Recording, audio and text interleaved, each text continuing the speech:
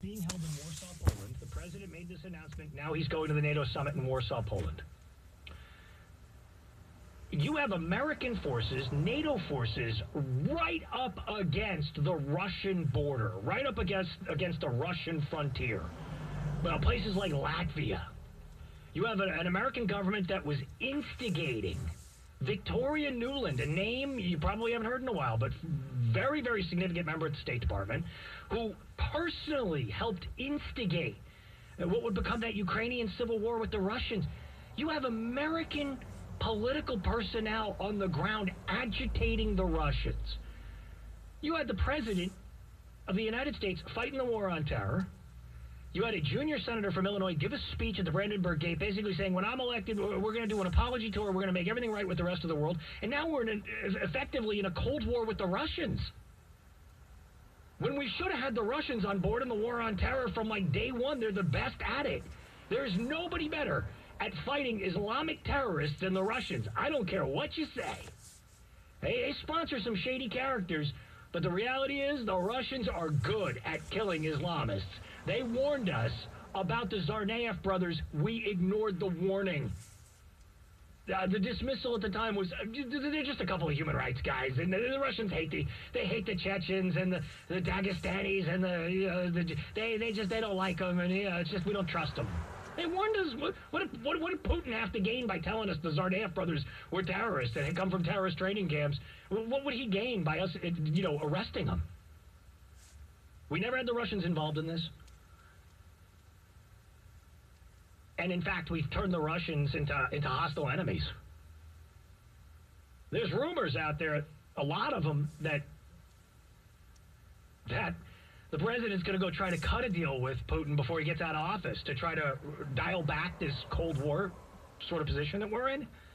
And here's what's so curious. Vladimir Putin, go read what he said to the United States on July 4th. Go Google it. You can find it. He said basically congratulations to the United States on Independence Day. He said the world is better when the Russians and the Americans are working together than when they're foes.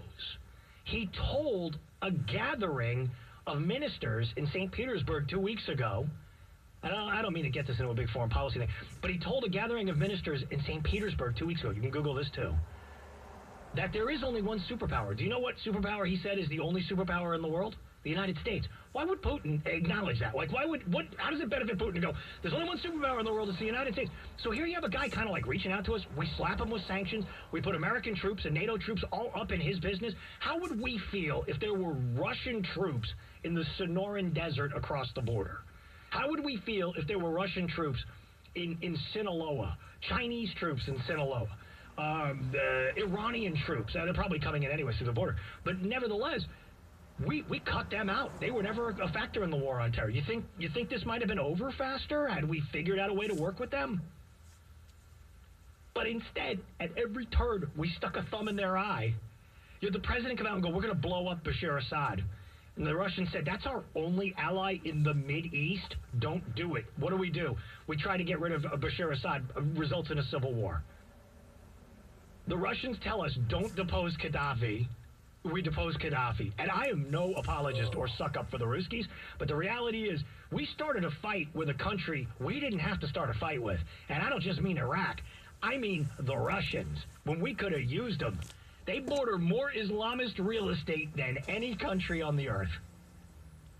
They got more people speaking Arabic, more experts in the thinking of these Islamist nutbags than anybody. And we've turned them into an enemy. So I ask you, do we take this war on terror seriously, whether it's in Afghanistan, whether it's against ISIS, whether it's on the global playing field? To me, it feels like this is a president who is...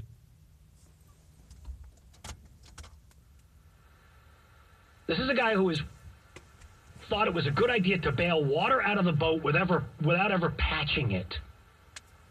And then he wonders why we're exhausted and we're still sinking. Eric, North County, welcome to the show. Hey, Brad, how are you? Doing well. So, I've been listening to you